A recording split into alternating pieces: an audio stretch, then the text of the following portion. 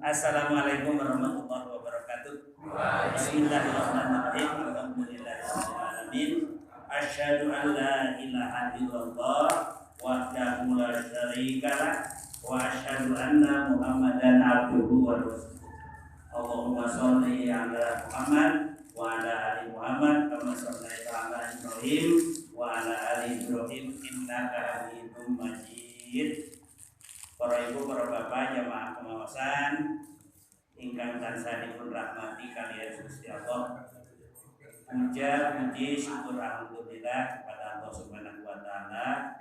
Shalawat dan salam senantiasa kita mohonkan untuk selalu dilimpahkan kepada junjungan kita Nabi Agung Muhammad sallallahu alaihi wasallam, kepada keluarganya, kepada para sahabatnya, dan kepada para pengikutnya sampai nanti akhir zaman. Pagi ini kita akan meneruskan kajian tentang tata cara pembagian warisan. Menika penting sangat gandeng miturut Al-Qur'an piantun Islam menika kedah derek menapa ingkang sampun dipun serat diwahyukan kepada Nabi kemudian dimuat di dalam Al-Qur'an. Kalebet menika ngengingi pembagian warisan ingkang sampun wonten aturanipun wonten Al-Qur'an. Gusti Allah ngendika tilka hududullah. Itulah batasan-batasan ketentuan-ketentuan Allah. Menapa menika nggih batasan ketentuan Allah menika ingkang dipun aturaken dipun jelasaken wonten ayat sebelumnya. Menika tilka hududullah itu surat An-Nisa ayat 13. Nah, itu menjelaskan ayat yang sebelumnya. Ayat yang sebelumnya itu apa? Ngengingi masalah tata cara pembagian warisan. Sinten ingkang derek aturanipun Gusti Allah mangke bakal dilebetke dumateng swarga.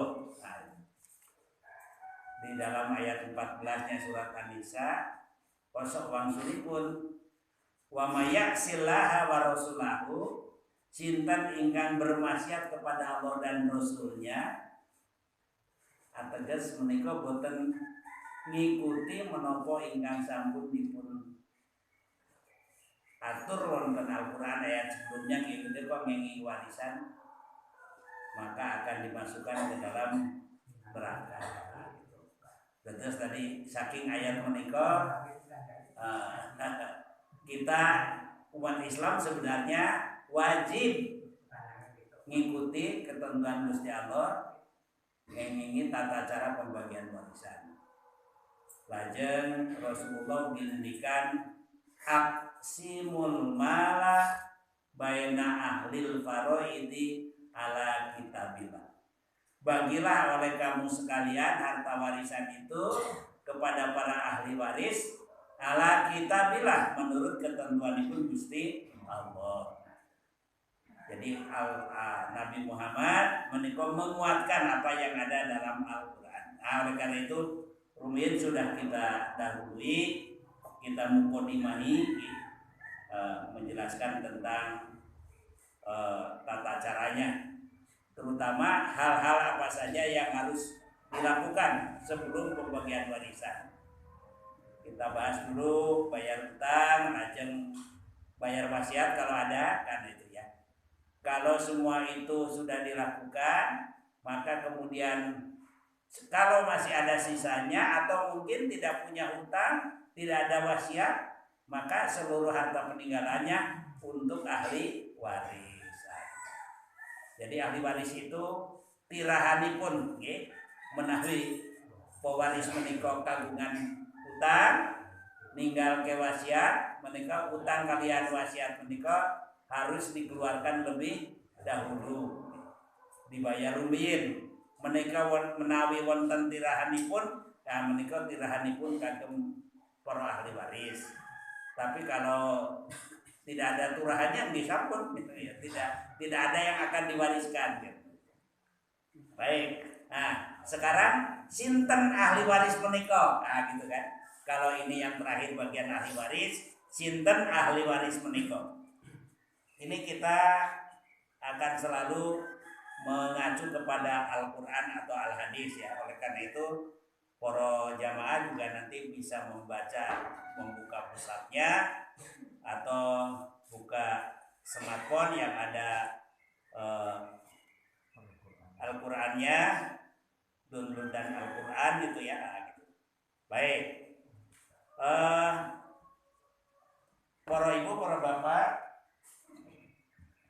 ini pertama ahli waris menika kalau dipun tingali saking sebab-sebab menjadi ahli waris intinipun menika wonten kali ya. Yang pertama itu karena ada hubungan sebab. Hubungan sebab sesok pewaris kalian ahli waris menika karena ada hubungan sebab. Nah, zaman Nabi rumiyin kata menika ada karena hubungan sumpah setia. Kalau kalian Pak ketua ini bersumpah setia untuk sehidup semati kan. Zaman rumiyin menika menawi kula ajal Pak Budi menika angsal warisan saking kawula. Sebabnya karena ada hubungan sumpah setia.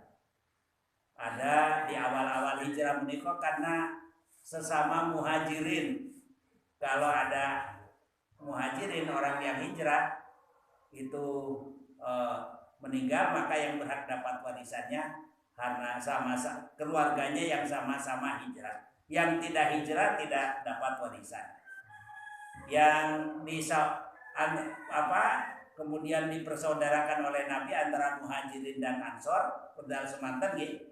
Maka kalau ada muhajirin yang meninggal tidak punya keluarga yang ikut hijrah, maka kemudian yang mendapat warisannya itu saudaranya si ansor yang telah dipersaudarakan secara khusus oleh Nabi. Nah, tapi zaman sekarang ini yang eksis karena hubungan sebab itu namun setunggal. Apa? Hubungan perkawinan. Karena hubungan perkawinan, hubungan nikah. Suami istri menjadi ahli waris karena alasannya atau sebabnya karena pernikahan itu, nah, gitu ya. Jadi bukan karena yang lain ya, karena ada hubungan perkawinan. Ini bisa dibaca kita di dalam surat An-Nisa ayat 12 ya. Landasannya itu ya. A'udzubillahi minasyaitonirrajim. Walakum nisfu ma taraka azwajukum. Nah, jadi nanti bisa dibaca dalam surat An-Nisa ayat 11. Bagi kamu wahai para suami memperoleh separuh dari apa-apa yang ditinggalkan oleh istrinya. Kapan dapat separuh itu? Illam yakun lahuna walad. Kalau istrinya yang mati itu tidak mempunyai walad, tidak punya anak, tidak punya keturunan. Nah, ini mukonimahnya gitu. Nanti kalau diteruskan ini juga nanti istri juga dapat warisan dari suaminya. Nah, dari ayat ini kemudian kita ketahui bahwa antara suami istri itu bisa saling mewarisi karena ada hubungan perkawinan, hubungan nikah. Budal semanten nalika awal-awal Islam menika tidak ada suami istri itu saling mewarisi gitu ya. Bahwa menawi para jamaah tasik kemutan budal semanten wanita itu kan tidak berhak dapat warisan lah gitu ya. Lah kalau istri dapat warisan dari suami kan kalau beristri wanita dapat warisan aja gitu.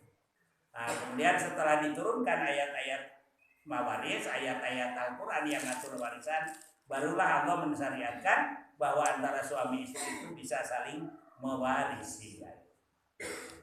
Hubungan perkawinan menika untuk dapat warisan menika syaratipun kali para jamaah ingkang sepindahan nikahnya itu adalah nikah yang sah. Sah menurut cinta, sah menurut agama. Di samping sekarang ini agar punya bukti yang kuat, ya juga harus sah menurut aturan peraturan perundang-undangan. Untuk jaga-jaga kalau nanti ada konflik antara suami istri dan ahli waris pokoknya kan. Sinaoso sampun rumah tangga puluhan tahun menawi nikahipun rumiyin menika boten kalebet nikah sah, maka antara suami istri itu tidak ada saling mewarisi. Menika rumiyin wonten ibu bapak ingkang dados wali nikahipun menika bapak angkat. Karena dipun openi saking bayi, menika lajeng ingkang menikahkannya itu adalah si bapak angkatnya itu. Nah, menika miturut syariat boten sah. Tidak sah nikahnya itu. Itu kalau memang tidak diketahui siapa orang tuanya, ayahnya, maka walinya itu wali hakim. Nah, gitu ya. Jadi tidak boleh ngaku-ngaku wali bapak angkatnya itu menjadi bapak yang menjadi wali nikahnya. Nah, itu nikahnya itu adalah tidak sah. Kalau terjadi seperti ini maka suami istri itu tidak saling mewarisi. Saya kasih contoh satu itu aja. Yang kedua, suami istri itu saling mewarisi ketika salah satunya meninggal, pernikahannya itu masih utuh, dereng pedot, dereng dipun cerai, nah gitu ya, dipun cerai. Mulai sampun mantan, sama-sama mantan, nah boten angsal. Tapi menikah dipun perpanjang ngantos istri sedang menjalani idah menawi sampun dipun cerai, lajeng istri itu sedang menjalani idah rata-rata 3 bulan lah idah itu ya, karena ada idah karena haid, ada nikah hamil, yang melahirkan itu kan. Katakanlah sudah dicerai, kemudian istri sedang menjalani idah, mantan suaminya itu meninggal, maka si istri tasih angsal warisan karena masih dipandang sebagai istrinya. Talak roji itu, talak yang bisa dirujuk itu dianggap pernikahannya itu belum putus sama sekali. Itu oleh karena itu ketika istrinya menjalani idah, mantan suaminya meninggal, kamu kok pun ingkang kakung menika sugih banget mereka kan ya, si istrinya itu kan tetap dapat warisan. Baik, ini yang pertama gitu ya. Jadi karena ada hubungan sebab. Yang kedua, karena ada hubungan darah, karena ada hubungan nasab. Ya, karena ada hubungan nasab, karena ada hubungan darah. Ini ahli waris yang terbanyak, yang paling banyak. Sanesipun karena hubungan darah ya cuma tadi karena ada hubungan perkawinan. Selain itu adalah karena ada hubungan nasab. Menikah ahli waris ingkang paling kathah. Jadi kalau seseorang punya hubungan darah dengan pewaris yang meninggal dunia, maka dia termasuk ahli waris. Itu karena ada hubungan nasab ya. Nah, umpamanya bisa kita baca dalam surat An-Nisa. Contohnya dalam surat An-Nisa ayat 11. A'udzubillahi minasyaitonirrajim. Yusikumullahu fi auladikum lidzakari mithlu hadzil unthayain. Allah sampun ngatur, sampun menetapkan, sampun menentukan aturan warisan bagi anak-anak kamu. Kalau anak kamu itu laki-laki dan perempuan, bagiannya adalah yang laki-laki 2 bagian, yang perempuan 1 bagian. Wa in kanu ikhwatan ya. Tapi kalau anak kamu itu adalah hanya wanita, ya, maka seterusnya kan itu. Ini contoh bahwa anak-anak itu menjadi ahli waris dari orang tuanya yang meninggal karena ada hubungan darah, ada hubungan nasab. Nah, makanya karena hubungan nasab ini diatur ahli keturunan, anak-anak, cucu, buyut dan seterusnya yang menjadi ahli waris, lajeng vertikal ke atas, bapak, ibu, kakek, nenek. Nah, kapan bapak dan kapan ibu menjadi ahli waris? Semanten ugi kapan Mbah Kakung, Mbah Putri lajeng minggah malih kan. Ini karena ada hubungan nasab. Lajeng ke samping menika saudara, nggih. Nah, saudara itu sebagai ahli waris. Alasannya karena ada hubungan nasab, hubungan darah. Ya. Antara pewaris dengan saudara itu kan setunggal rahim, setunggal kandungan. Nah, gitu ya. Itu karena hubungan darah, hubungan nasab seperti itu. Baik, itu secara garis besarnya seperti itu. Nanti kalau tidak ada seorang pun ahli waris karena hubungan perkawinan dan hubungan nasab, hubungan darah, maka ahli warisnya itu adalah sesama muslim.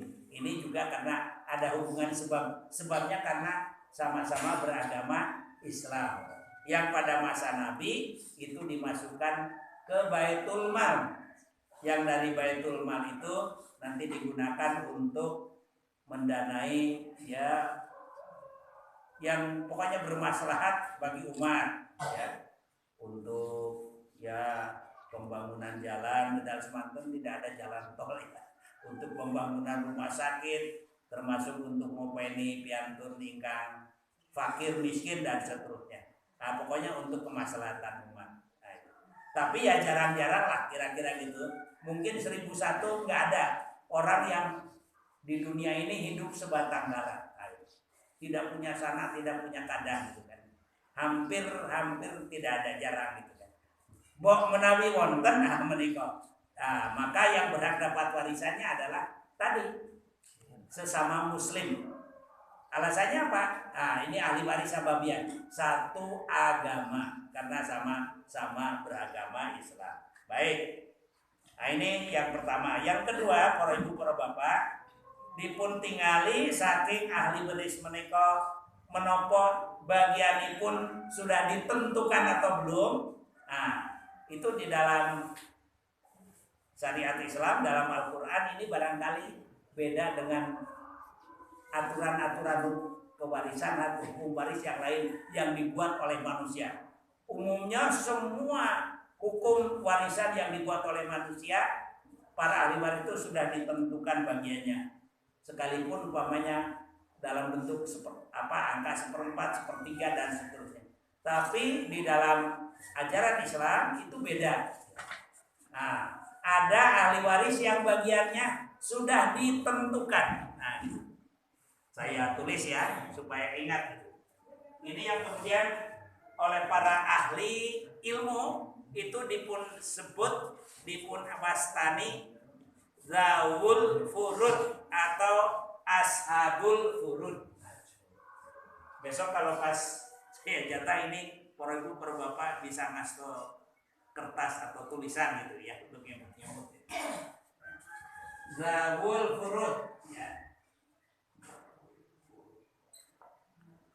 Zu atau zawu itu ingkang kagungan, furud menika jamak dari fardun. Jadi bagian. Dawul furud menika ahli waris yang bagiannya sudah ditentukan. Nah, ahli waris yang bagiannya sudah ditentukan. Ada juga yang menyebut ashabul furud. Ashab itu dari jamak dari kata sohib. Sohib itu yang pemilik, furud bagian. Nah, itu ya. Ada juga yang menyebut sohibul fardi. Pemilik intinya sami. Pemilik bagian maksudnya ahli waris yang bagiannya sudah ditentukan. Ada juga yang menyebut ahli waris tertutup. Loh, kok tertutup? Gimana kok tidak bisa tidak? Bagiannya hanya itu, maksudnya sudah ditentukan. Maka itu di dalam Al-Quran memang ada disebutkan bagian-bagian para ahli waris itu ada 6 bagian. Sedaya menika bilangan ganjil, tidak ada bagian yang utuh. menawi kawula sebut dari yang terbesar itu as-sulutsani 2/3. Nah gitu ya. Nah jadi ini disebut anunya itu bagiannya itu furudul muqaddarah. Bagian-bagian yang sudah ditentukan ya. Istilahnya itu furudul muqaddarah. Ini bagian-bagian yang sudah ditentukan, itu jumlahnya itu ada 6. Semuanya sekali lagi angka pecahan. 2/3 as-sulutsani, turun lagi an-nisfu setengah, turun lagi as-sulus 1/3, di bawahnya lagi ada ar-rubu 1/4, di bawahnya lagi ada as-sudus 1/6, dan yang terakhir as-sumun 1/8. Nah, jadi bagian 2/3, setengah, 1/3, 1/4, 1/6 dan seterusnya itu menika sampun wonten siapa pemiliknya. Sopo sing entos setengah, siapa saja yang dapat setelon, siapa yang dapat 1/6, menika sudah diatur di dalam Al-Qur'an. Nah, jadi itu disebut ahli waris zawul furud atau ashabul furud atau sohibul fardi gitu mereka. Jadi jumlahnya itu ada 12. Ya kalau kalau mau disebutkan itu semuanya, jadi yang 8 orang itu berjenis kelamin wanita, 4 orang berjenis kelamin laki-laki. Jadi yang paling banyak ahli waris yang bagiannya sudah ditentukan itu setri. Saking ngandap, saking keturunan pun anak perempuan, cucu perempuan dan seterusnya ke bawah. Mingga ibu, nenek, mbah putri gitu. Lajeng menyamping menika saudari sekandung, saudari sebapak, saudari seibu. Nah, gitu. Jadi 7. Satu lagi siapa? Istri. Nah, jadi jumlahnya itu ada 8. Anak perempuan, cucu perempuan, ibu, nenek, saudari sekandung, saudari sebapak, saudari perempuan seibu, istri ya, jauzah. Itu 8. Nanti macam-macam, dan pokoknya ada 6 macam ini. Dari yang 12, dari yang 8 itu. Lajeng yang 4 itu laki-laki. Laki-laki yang menjadi ahli waris Dawul Furud itu sinten?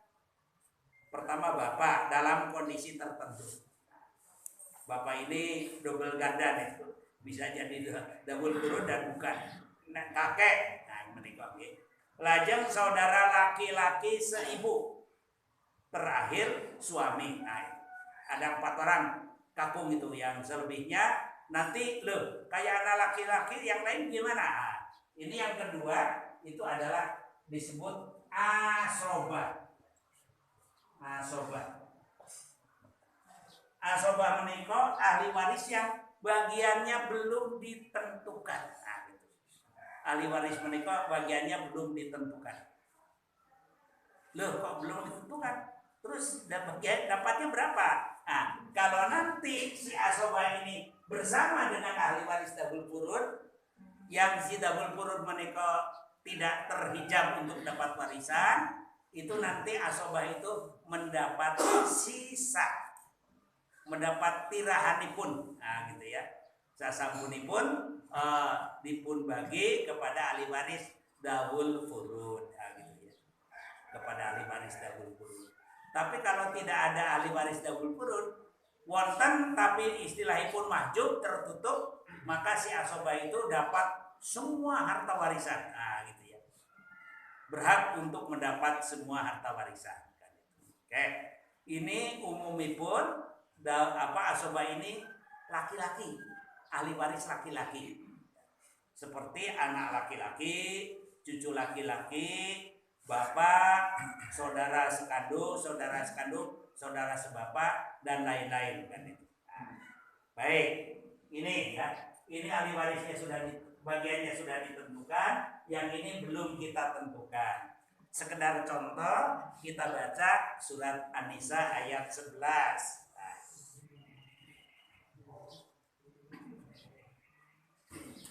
Sampai saya itu mereka jadul.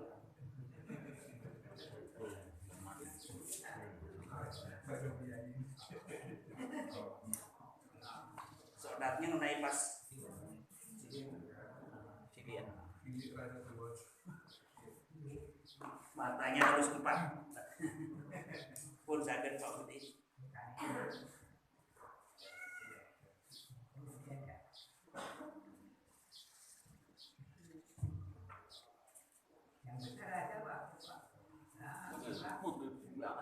Gede banget.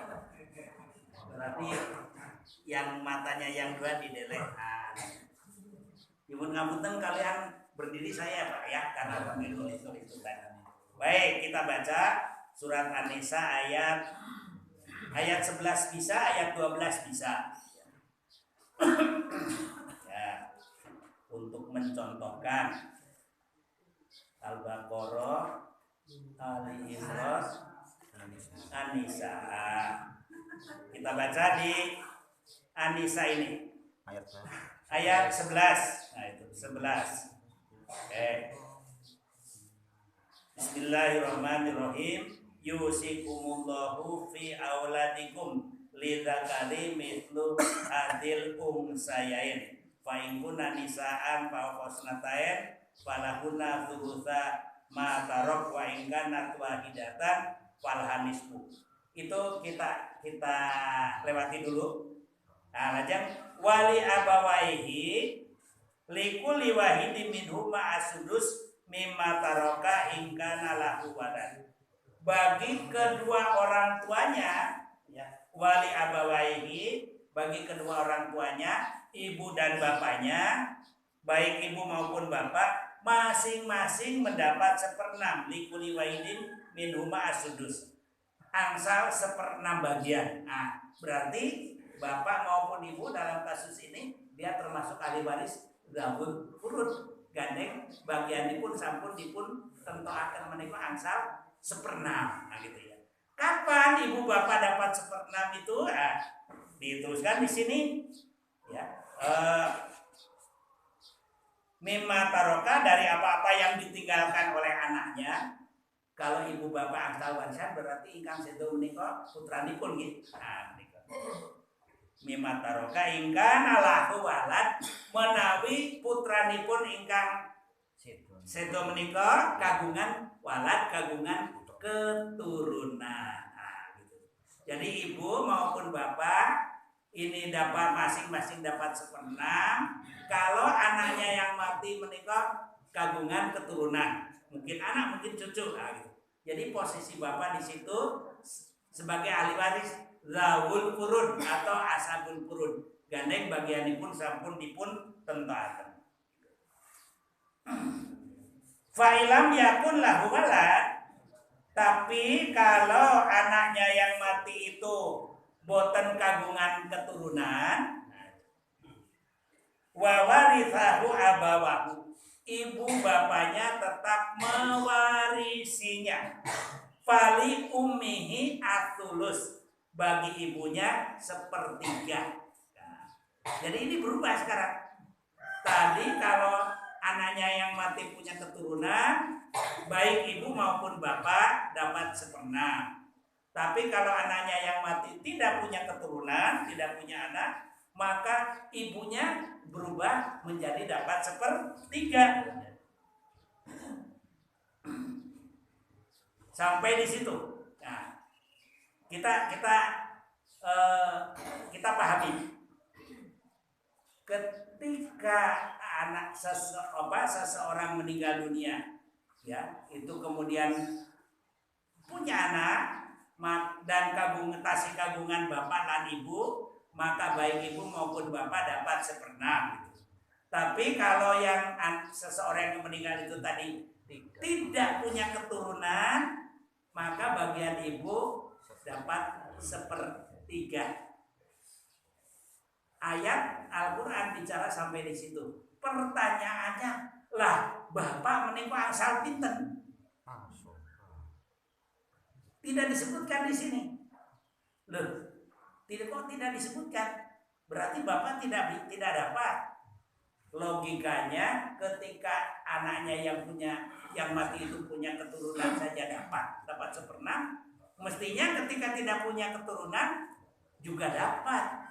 Disebutkan ya, wa warithahu abawahu, ahli warisnya ibu bapaknya atau ibu bapaknya mewarisi ibu bapaknya mewarisi, tapi yang disebutkan bagiannya hanya ibu. Nah, ini artinya di sini bapak itu sebagai asobah. Bagiannya tidak ditentukan.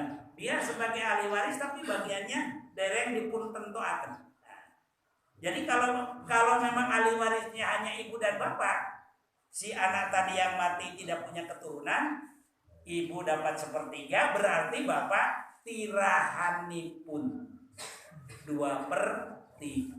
Ngaten nggih, ini hanya sekedar contoh aja dulu gitu ya.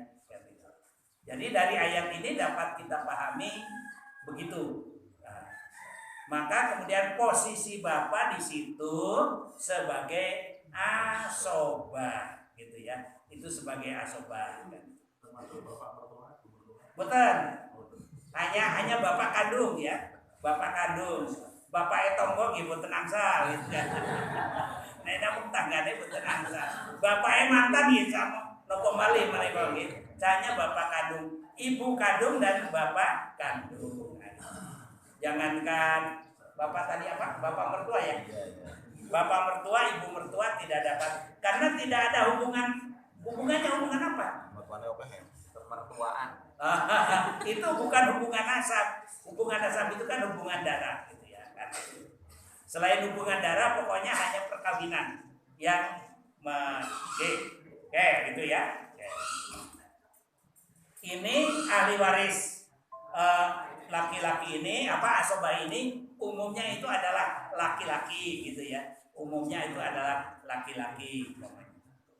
Seperti anak laki-laki. Seorang meninggal dunia kagungan setri kalian setunggal anak lanang. Nah gitu ya.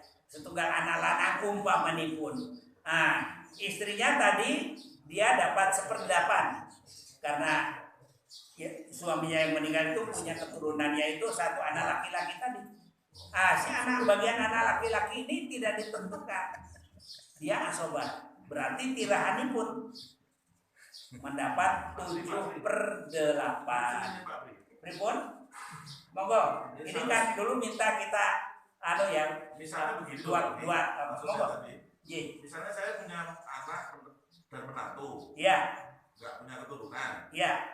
Salah satu di antara anak menantu saya itu meninggal. Besan saya dapat enggak gitu loh. Nggih boten toh orang besan itu. Hah? Yang dapat ya anak jenengan, putra jenengan.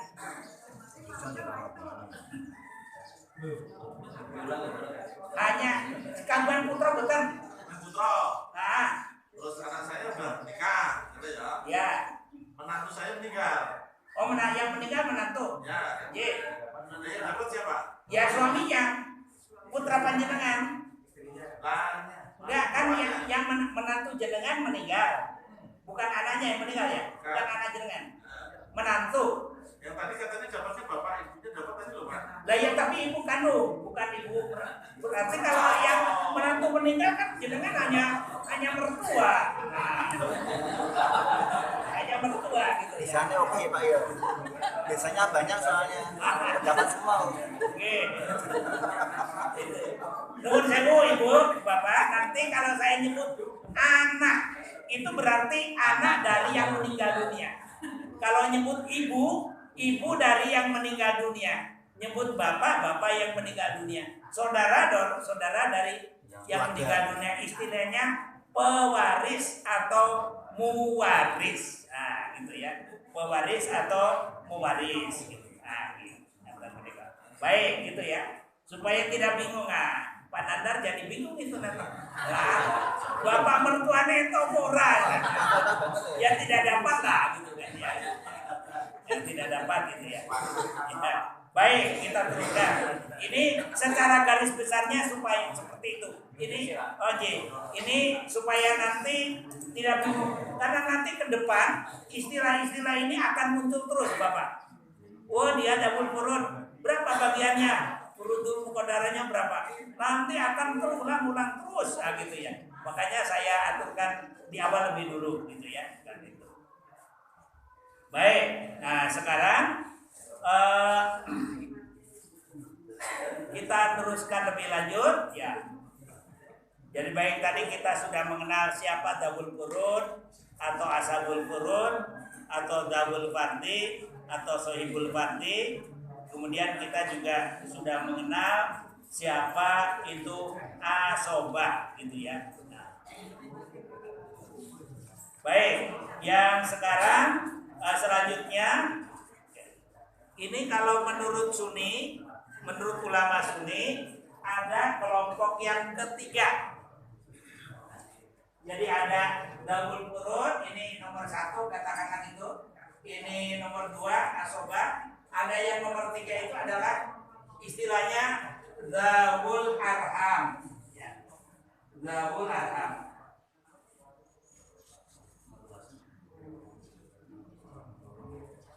Zawu atau zu yang memiliki arham itu jamak dari kata rahim. Secara bahasa orang yang mempunyai hubungan rahim. Padahal ini pun mempunyai hubungan rahim. Tapi dalam pengertian teknis, menurut ulama Sunni, nah itu ya, Dzawul Arham itu ahli waris yang punya hubungan kekerabatan dengan pewaris, tapi tidak termasuk Dzawul Qurun dan asobah. Tidak termasuk Dzawul Qurun dan asobah. Selain Dzawul Qurun dan asobah. Kita tahu Dzawul Qurun itu orangnya sudah ditentukan, sudah tertentu. Asobah nanti juga itu. Berarti tirahannya pun itu. Secara teknis itu gampang gini menurut. Itu adalah ahli waris yang hubungan kekerabatannya kepada pewaris melalui perempuan. Penghubungnya itu hubungan kekerabatannya. Jadi ini bukan ahli waris langsung. Ahli waris langsung kados putra nggih. Bapak itu kan langsung tidak diperantari oleh siapapun. Lajeng wonten ahli waris yang ada penghubungnya tidak langsung. Kados putu cucu. Saya nanti keliru kalau gedang putu itu.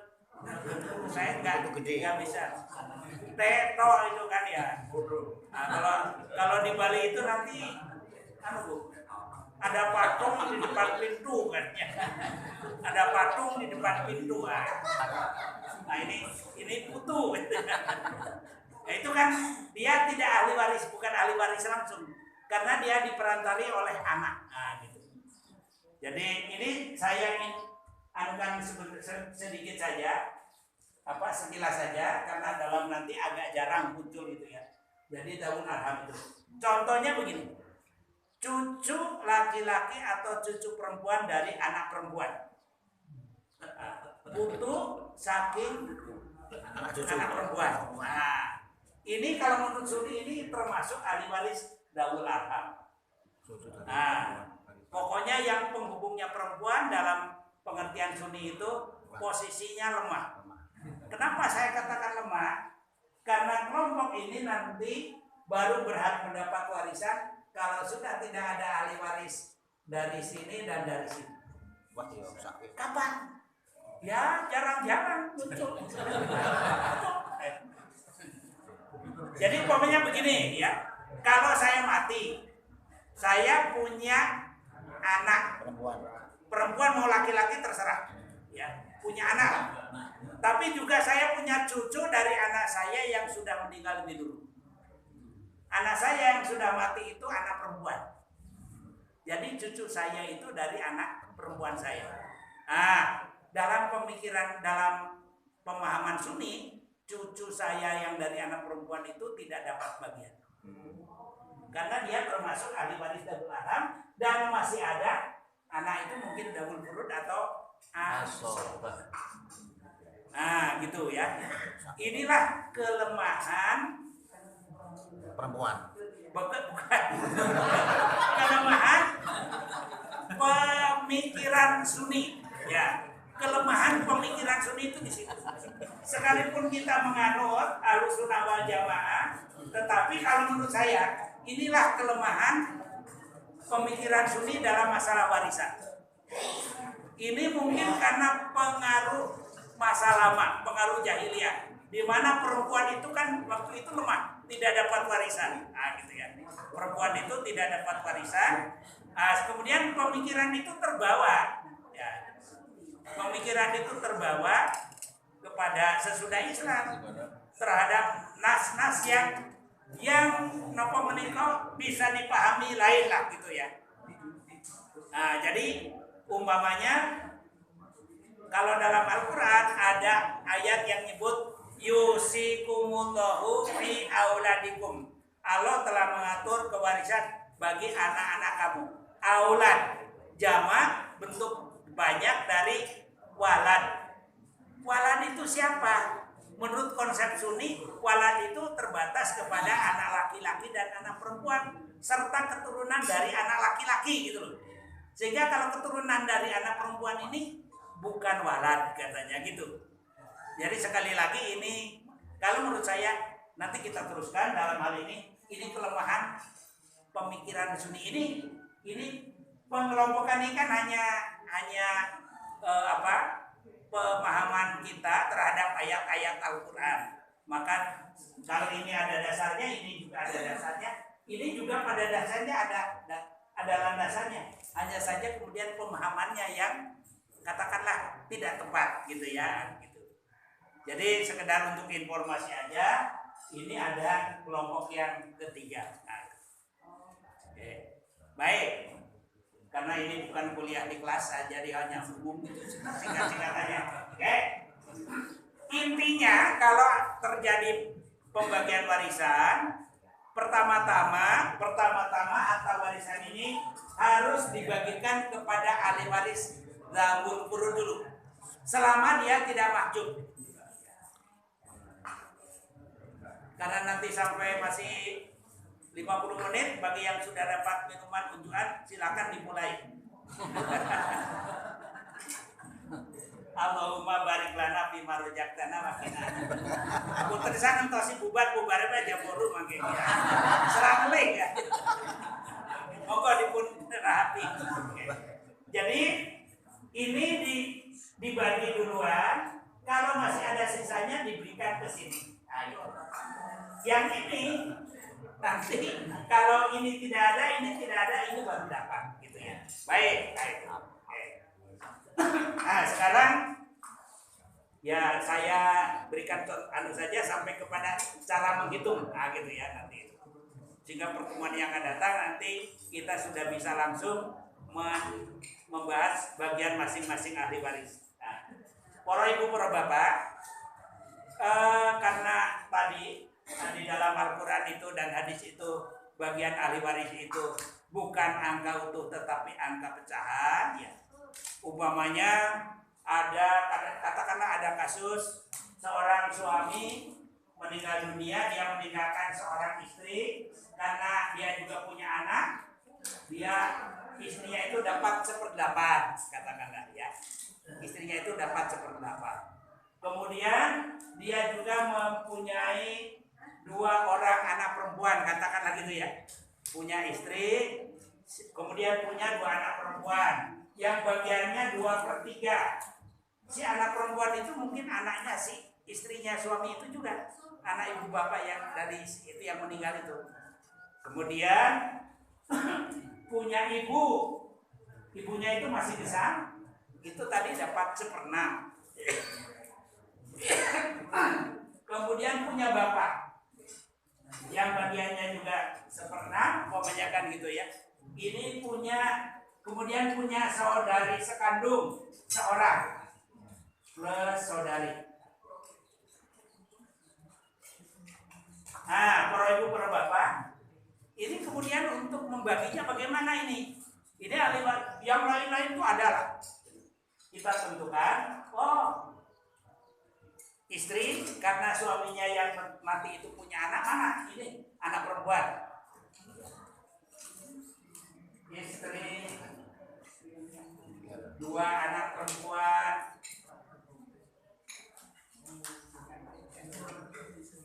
Kemudian ibu, kemudian bapak, kemudian tadi siapa? Saudari ya. Saudari katakan deh.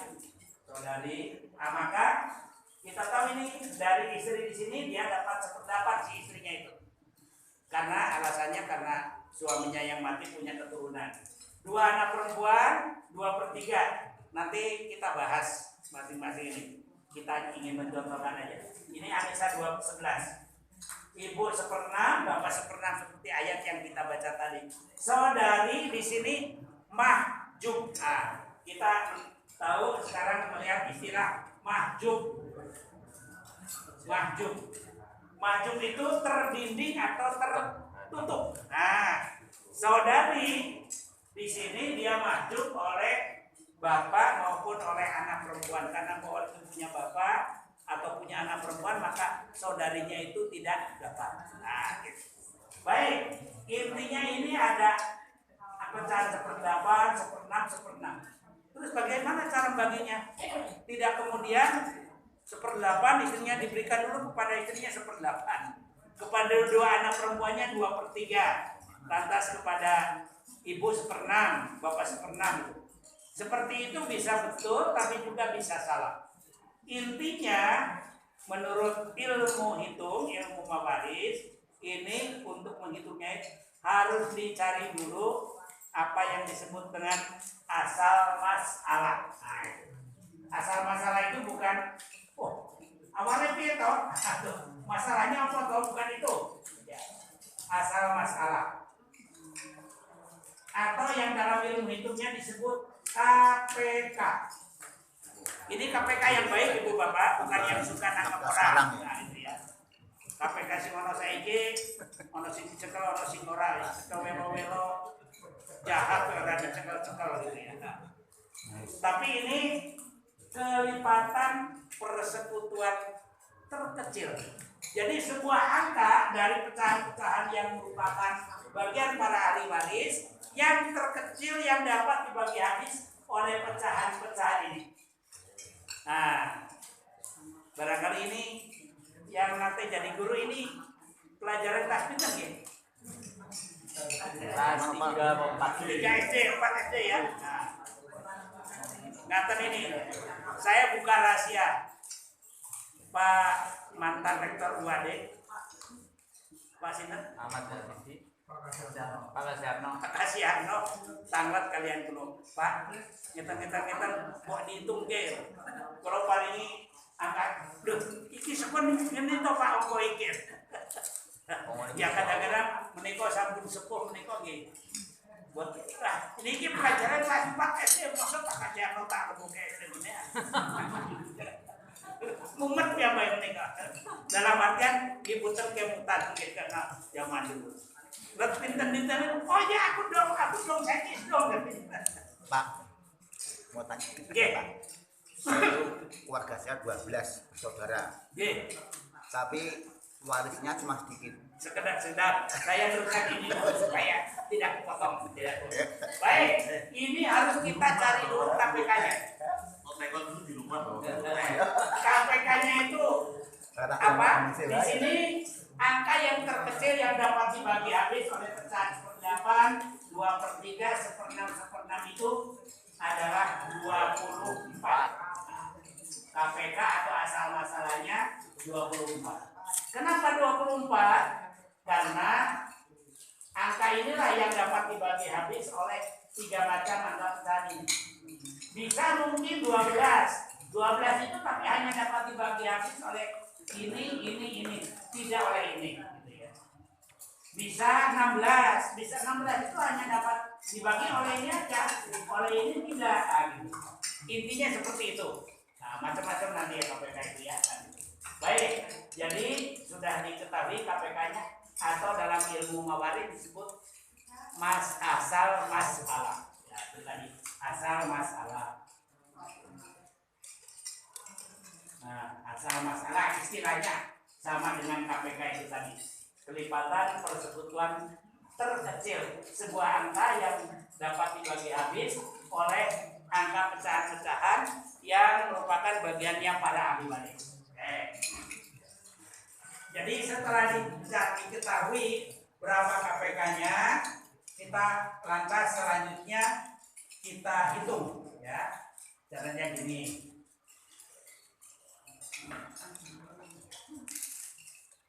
ahli waris. Kemudian bagiannya atau farad ya, bagian atau farad. Kemudian asal masalah saya singkat saja. Kemudian penerimaan dari harta warisan, penerimaan bagiannya. Tadi umpamanya kita menikah istri ya, istri, kemudian dua anak perempuan, ibu, bapak. Kita contoh yang mudah aja. Oke. Ini harus kita lihat, oh istri itu berapa bagian faradnya. Tadi kita tahu karena yang mati punya keturunan yaitu anak perempuan, maka istri dapat 1/8. Dua anak perempuan dalam surat An-Nisa ayat 12 karena tidak bersama anak laki-laki, dia dapat 2/3. Ibu dapat 1/6. Bapak juga dapat 1/6. Kalau ada sisanya nanti dapat asobat. Oke. Asal masalahnya tadi dari sini 24. Kita tulis. Nah, kemudian istri itu dapat 1/8 kali 24, 3 bagian. 2/3 kali 24 dapat 16. Yang ini 1/6 kali 24 dapat 4. Yang ini 1/6 kali 24 dapat 4. Kita jumlahkan 3 ditambah 16, 23, 27. Nah, kalau setengah ini dapat 24, 12, 15, 19. Oke.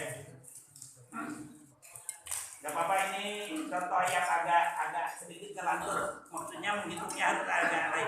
Gak apa-apa. Oke. Para ibu, para bapak, ini semuanya ahli waris dan bagiannya sudah ditentukan. Bagiannya itu ini nih tadi. Sekarang kita cari asal masalahnya 24. Pelajar dicari berapa bagian ahli waris dari asal masalah dengan cara dikalikan. Istri 1/8 kali 24, 3 bagian. 3 bagian ini, jadi di sini asal masalah itu sebagai lambang harta warisan. Dalam kasus ini harta warisan itu ada berapa? 24 dus atau 24 kotak atau 24 apa ya, terserah mau menyebutnya apa ya. 24 juta. Nah, 24 juta nggak apa-apa. Jadi dapat 3 juta.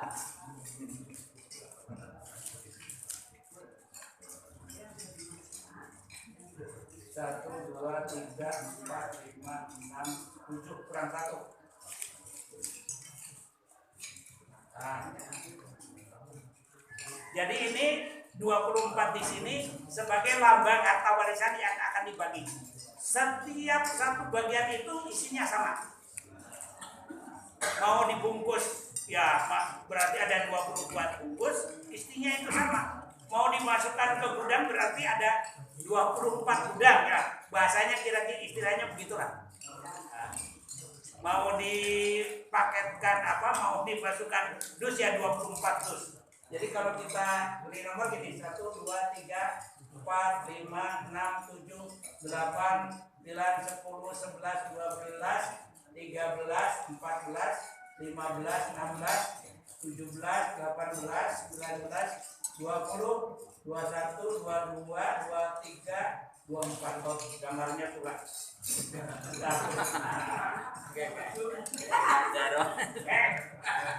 Jadi ini ada kata-kata mungkin wujudnya ada sawah, ada tegalan, ada mobil Toyota tahun buat berapa, ada Mercedes tahun berapa, ada rumah, ada saham di perusahaan dan lain-lain.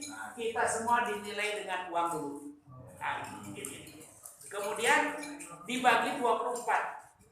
Pokoknya ini satu bagian itu istrinya sama semuanya. Nah, jadi ini untuk contoh gini. Jadi dalam kasus ini begini.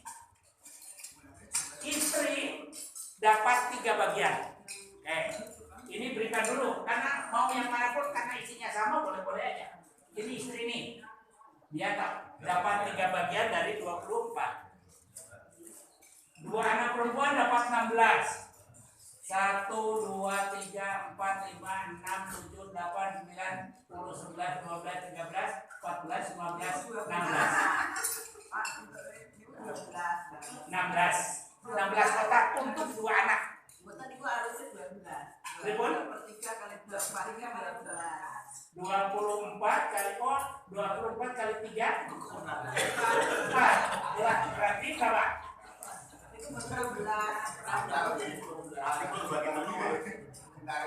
Dua kami dihitung 2/3 kali 24. 24 bagi 3 kan? 8 kali 2 16. 16.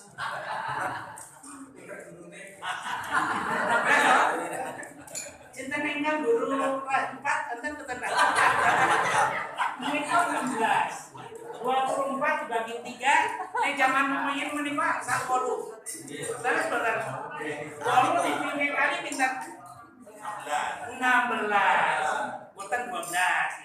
Nah, kecuali kalau dicari KPK ngakune ento 16, aku mentok 12 miliar. Nah, menimpa sampun korupsi. Kita teruskan ya. Ibu 4. 1, 2, 3, 4. Bapak juga 4. 1, 2, 3, 4.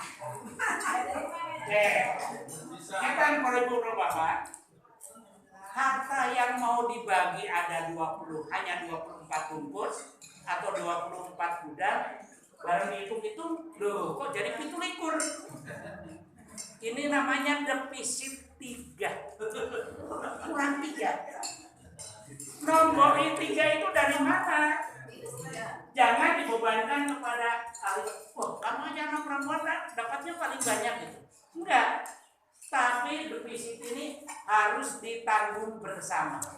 Masing-masing dikurangi. Nah, gitu ya. Nek semula katakanlah satu petak ini bagian 1 gudang itu bagiannya 1 M, diturunkan orang 1 M, tapi mungkin 800 juta atau berapa, sehingga ditambah menjadi yang dibagi itu menjadi 27 ngatan mereka. Ini dalam ilmu mawali disebut aul gitu ya. Nah, jadi intinya begitu. Alatan nanti dihitung.